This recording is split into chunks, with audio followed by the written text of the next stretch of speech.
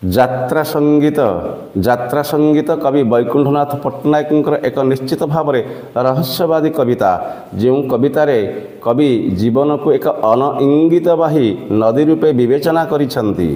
ଗିରିକନ୍ଦରରୁ ସମୁଦ୍ର ସ୍ପର୍ଶ ପର୍ଯ୍ୟନ୍ତ ନଦୀର ଜୀବନରେ କେତେ ଦେଶ, କେତେ ଦେଶାନ୍ତର, କେତେ ଶଯ୍ୟା ଆଉ କେତେ ଶଯ୍ୟାନ୍ତର, କେତେ ନିତ୍ୟ ନୂତନ ଅନୁଭବ, ନୂତନ ସମ୍ପର୍କ ଆଉ ସବୁ ନୂତନତାର ଆହରଣ ପରେ ପରେ ପୁରାତନର ମଧ୍ୟ ବିସର୍ଜନ। ଜୀବନରେ ନିତ୍ୟ ନୂତନ ସମ୍ପର୍କ, ସ୍ନେହ, ବନ୍ଧନ, ନୂତନ ଭାବ, ଅନୁଭୂତି, ପୁଣି ଆଗାମୀର ଯାତ୍ରା ପଥରେ ସେମାନଙ୍କର ବିସର୍ଜନ। ଆଉ ଏସବୁ ଏକ ଅଦେଖା ଦେବତାର ନିର୍ଦ୍ଦେଶରେ ହିଁ ଆସିଥାନ୍ତି। ଆଉ ସେଇ ଅଦେଖା ଦେବତାର ଆଦେଶରେ ହିଁ ଅନ୍ତର୍ହିତ ହୋଇଯାଆନ୍ତି। କ୍ଷଣିକର ଦେଖାକୁ ଚିରନ୍ତନ ମନେକରି ମଣିଷଟିଏ ମମତାସକ୍ତ ହୋଇପଡ଼େ। ଅଥଚ ଆତ୍ମା ତ ସୁଦୂର ବିହାରୀ ମାନସ ହଂସ। ପାର୍ଥିବ ଲୋଭ, ମୋହ, ହିଂସା, ଦ୍ୱେଷ ଆଉ କାଦୁଅ ଫିଙ୍ଗା ଏସବୁ ତାର ପକ୍ଷ ଛେଦନ କରିପାରେ ନା। ଯେଉଁ ଆତ୍ମା ସୁଦୂର ବିହାରୀ ମାନସ ହଂସ, ତାର ତ ଲୋଡ଼ା ମାନସରୋବରର ସେଇ ଅପୂର୍ବ ମୃଣାଳ।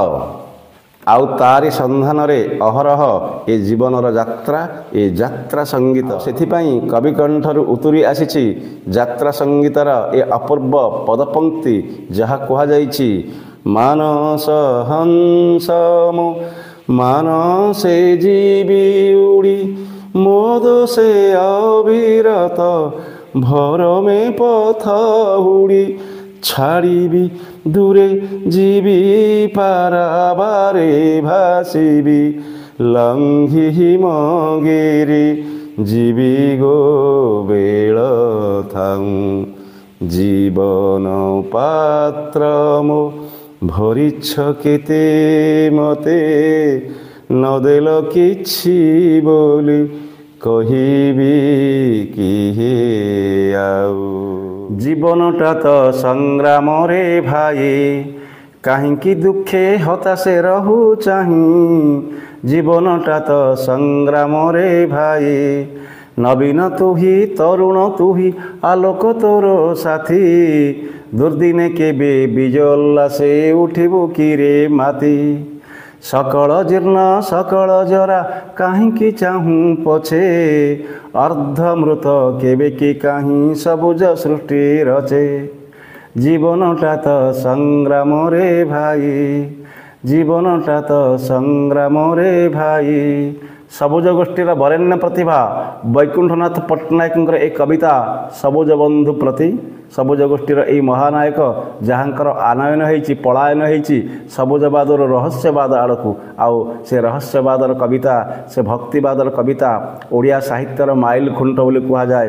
ଯାହାକୁ କୁହାଯାଇଥିଲା ଜୀବନ ପାତ୍ର ମୋ ଭରିଛ କେତେ ମତେ, ନଦେଲ କିଛି ବୋଲି କହିବି କିଏ ଆଉ।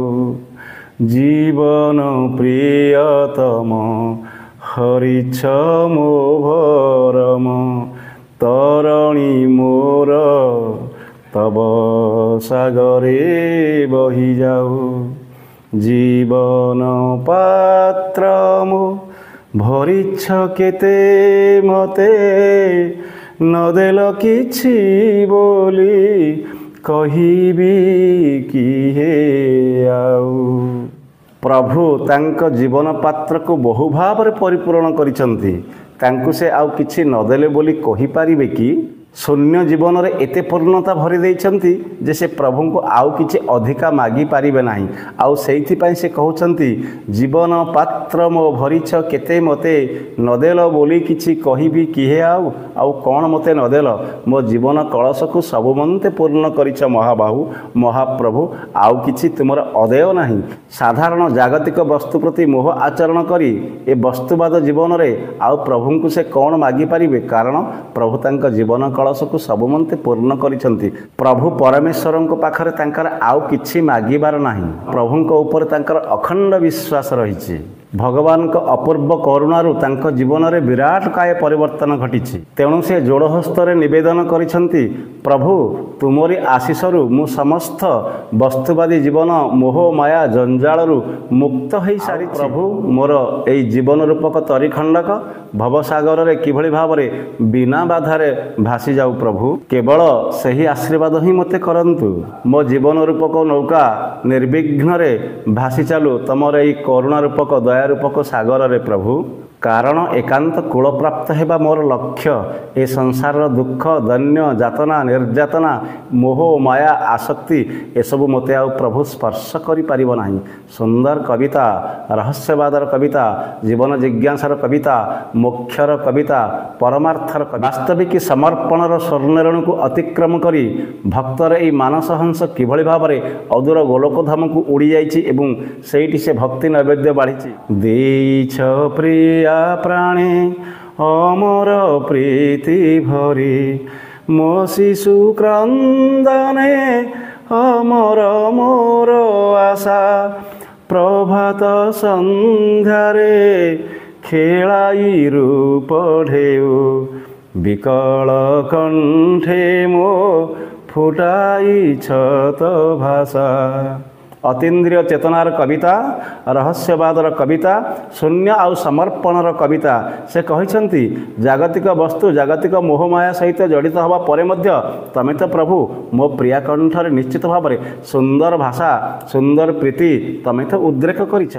आउ मध्य से कहिसेंती मो क्रंदनरत मो कांदुथिबा शिशु कंठरे तमे तो अमरत्वर आशा को उज्जीवित करिछ प्रभु आउ प्रभु प्रतिटी संध्यारे प्रतिटी प्रभातरे किभली भाव में तमरा रूपतत्व बदले तम सृष्टिर निरापण बारी ही पड़े तम सृष्टिर अहेतुक परिवर्तन हुए ये सब परिवर्तन सहित जागतिक वस्तुर अपूर्व सामंजस्य प्रभु आउ मध्य मु जानिछि ए जड़ जगत सहित अत्यंत संपर्क स्थापन करने अर्थ तुमको हरई बसिबा मु किंतु तुमको हरैबाकू चाहूनी मो शिशुर क्रंदन रे तमे मो प्रियार प्रीति रे तमे तमे ही सबुर समर्पण भावना हे प्रभु यह से कहउचंती तांकर एही पदरे आउर मध्य कविंक भाषा रे शिशुर दरटी हसरे मु तुमको संदर्शन करिछि महाप्रभु आउ तमे मध्य मो विकल कंठरे सुंदर भाषा रूपक फूल को फुटेबारे समर्थ होइछ तेणु प्रभु मोह माया विजड़ित ए संसार भितरे थाई मध्य तमर आशीष तमर करुणा मो प्रति अपूर्व अहेतुक प्रभु यह कहउचंती कवि वैकुंठनाथ पट्टनायक तांक यात्रा संगीत कवितारे यात्रा संगीतर तृतीय स्तबकर कवि सुंदर पदविन्यास सृष्टि करिसेंती भगवान को उद्देश्य रे आउ कहिसेंती गाइबी बंदीमु चरण वंदना से लागी वीणारे दीछ मुरुचना से सुख करी हेला लगाइली मुखेला मिलन मधुराती पहिला चाहूं चाहूं कविंकर अनिर्वचनीय सुख एवं कवि चिरा आशावादी एवं भगवान तांका कंठरे सुमधुर भाषा को खंजी देइछंती केवल भगवान स्तुतिगान करने तांका कंठरूपक से मधुर वीणार झंकृत हब भगवान पदवंदनार से अमृत संगीत पदे पदे अथच बेले बेले कवि जागतिक मोहर वशवर्ती होई भगवान को अवहेला करिसेंती तांका स्तुतिगान करने मध्य बेले बेले पछई जाइछंती से जागतिक मोह से वस्तुवादी मोह अलिक आउ क्षणिक देखु देखु आखि पाहांतारे मध्य से अपसरी जाइछि एवं कविंक भाषा रे से सतत भाव में बुझे देइछंती मिथ्यार आश्रय नहीं जे कहीं बणिज कले व्यवसाय कले ता बणिज केबे हेले सत्यर आश्रय रे सठिक रूपे चली पारिबो ना।